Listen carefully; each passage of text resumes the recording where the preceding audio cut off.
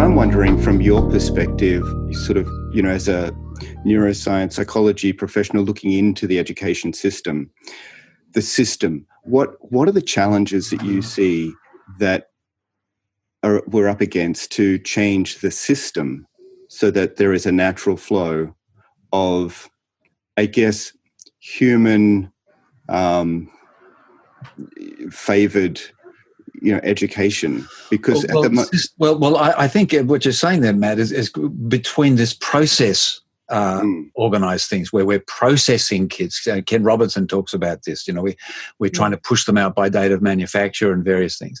That's right. So they're not machines, and yet we treat them in a very mechanistic way to get through this curriculum.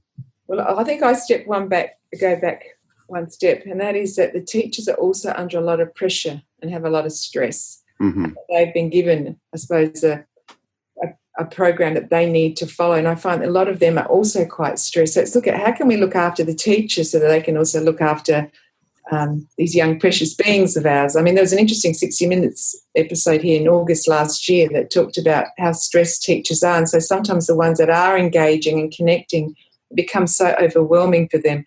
So they talked about them being, educators are precious assets, and we need to treat them as such so that then they're more confident and able to look after these other precious assets at the other end.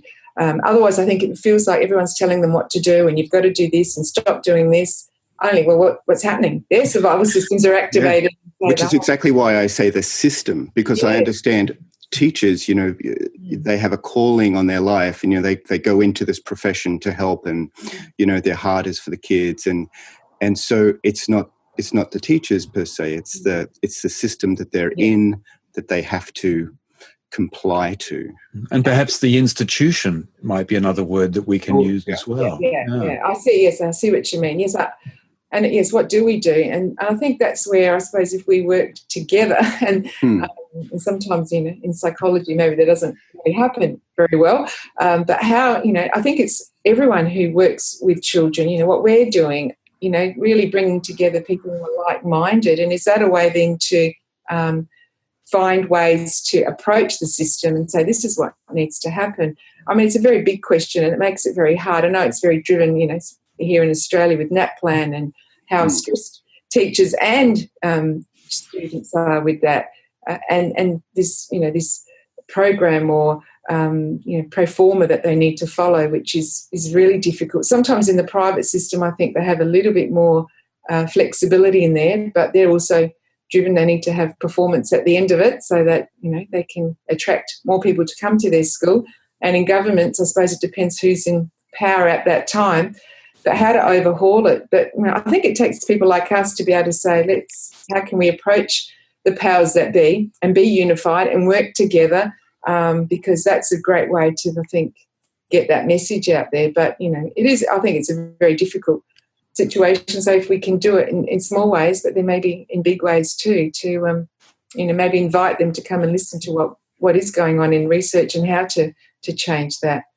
Otherwise, it is a worry for the future, I think. I mean, some countries are doing it. I think it's in Ireland that they've raised the ATAR the highest to become a teacher. And Scandinavian countries always do it really, really well.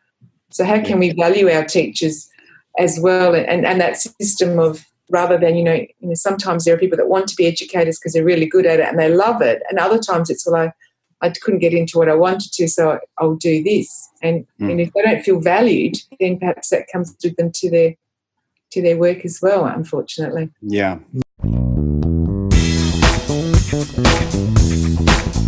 Well, if you want to know more about the science of psychotherapy, come across to our website, thescienceofpsychotherapy.com, and our podcast of the same name, and learn more about the science of you.